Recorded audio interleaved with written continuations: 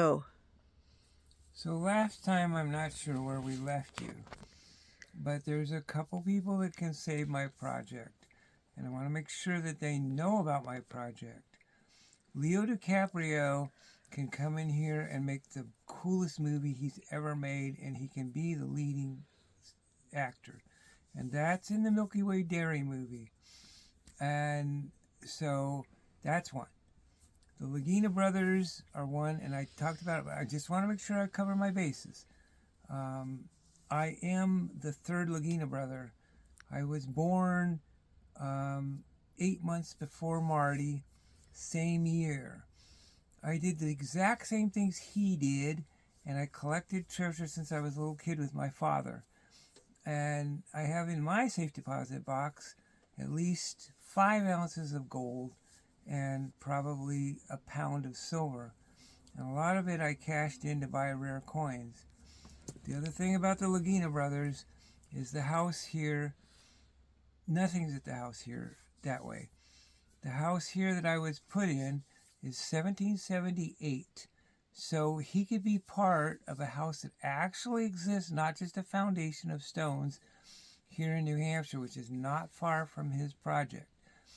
And it turns out that there was a massive megalithic stone here, a round circular stone, which fits everything. My mathematics that I've done and my research that I've done, I can explain Oak Island down to the very nth degree or whatever. And even though there's no treasure there, as far as I'm concerned, it will verify his millions of dollars worth of work for the history and the mathematics. There's something called sacred geometry, and it runs through the Oak Island pit and the triangle. There was a time when Ben Franklin and a bunch of people from the 1769 came through here and went through there to do the Venus transit. This I found out in some of my research. So the other thing about this location is it's one of the greatest astronomical looking places in the world. And so if he climbed on board on this, my wife's a really nice person, and she thought that he was really sweet when he cried on thing. If he hooked up with my wife, not that way, but just took her places, she loves to travel, she wants to go to Europe, he would have a friend, and my wife would have a friend, and I have a daughter also. There would be somebody with money to help us here. This would be the coolest thing ever. When they go back and look at my life, when I was a boy, I read about Oak Island from a treasure magazine. So everything that they've done, I've followed. I save trees. There's a few things they do differently. I save trees. I save history, which is what I'm doing now. What they were working on Nolan's Cross, on the last one, which was 1119, that's all my mathematics, and that's all written down for an enormous exhibit somewhere on the East Coast. And they could fund it. I think that the Sun would really like my work and learn a lot out of it. I have to make this known on YouTube. Okay, so that's one of them. Another one. Third one. My work with Leonardo da Vinci. I had tried to contact Bill Gates a while ago, who bought the Lister Codex for $33 million. I realized a while ago that I am Leonardo da Vinci's life pattern exactly within 3 years. Leonardo was born in 1452.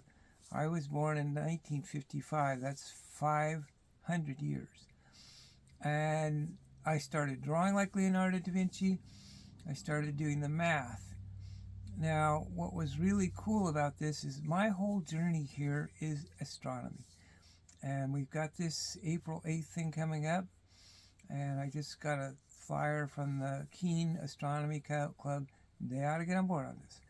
It turns out that everybody in my journey, the time marker men, was an astronomer, was part of the astronomy, was part of the math of astronomy. And I turned out that people that were in my journey made telescopes, including the reflecting telescope. From a recycle bin, I found a reflecting telescope. It did not have the lens in it. I went into the building and I got a thing of videos, and in the box was the lens for my telescope. As it turns out, lenses and optics all run all the way through this. Hubble's telescope was brought here to Brattleboro, Vermont. There, at the optics place there, they made the optic lens and put it in there. I played music in that church, and I watched as I was playing my music the light vibrating. So everything has to do with light and optics. 2013, I was in my castle. I had built my castle, and a voice came to me in my head and said, something's going to happen on the 14th day of April 2013. So I balked about it because we were trying to sell our house, and to do this thing I had to cut out a couple pieces of walls. I had to take out doors and stuff that I had stacked up there in the sunroom. So the idea was the light would shine through the sunroom diagonally out through the kitchen, was exact west in a diagonal line. So I went to a lot of work, and I set it up, and I tried to get people to come and see it. I found a book on the same thing that they had done in cathedrals in England about 1400 or so, because they wanted to determine when Easter is. Now, Easter is coming up in just a week or so, and it's Sunday. So basically, what? This Sunday. Okay. So basically, my work that the outside world, I call it the spirit world. I do not call it God. I do not call it Christ. I do not call it Hindu, because I leave that up to everybody that has their own journey. But it's there. And there is something I call the spirit world, which is a power above us. And if we get back down to it, Easter time was again a marker that was the resurrection, was the light. And so I set this whole thing up, and I talked to people on Easter Sunday, that actual Easter Sunday, which was the last day of March. We were in town having coffee and stuff, and for some reason I had this urge to go into the bookstore where they always sent me messages and stuff and books. So I went in the bookstore, and they had a Ripley's Believe It or Not thing on pool shots, ricochet shots. And that was cool. So that was a green book, and that was, again, the 13th book of Ripley's Believe It or Not. So I bought that, and when I was in there, this nice gal was a young gal. She was into witchcraft, and she was studying all these things, and she said, oh, we have in our store a book where they actually drilled holes in the cathedrals to line up so that they could line up when Easter was going to be. I'm like, really? And she said, I don't know if it's still here. So she went back and got it, and there it was in my bookstore where they'd always delivered books to me, the spirit librarians. And I know this doesn't sound right, but it is right. And so basically, she brought the book out, and I bought it, and I bought the Ricochet book, which was playing pool. Now, if you know anything about playing pool, you bank off a shot, and it'll go a different angle. And I don't know why I bought it. It just was cool. Maybe because it was Ripley's Believe It or Not, a green book. So she was going to come over during the event, but she did not. So the event came, 2 weeks went by, April 14th, 2013. And I got all set up. I removed the shutters.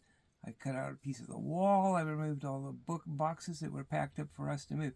There was another thing about this. In 2012, we almost sold our castle. And the castle was made so that this would all happen. And I didn't know that at the time.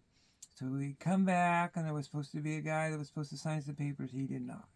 So we were there in 2013. It was also the time that my wife wrote her book, Haley's Comet.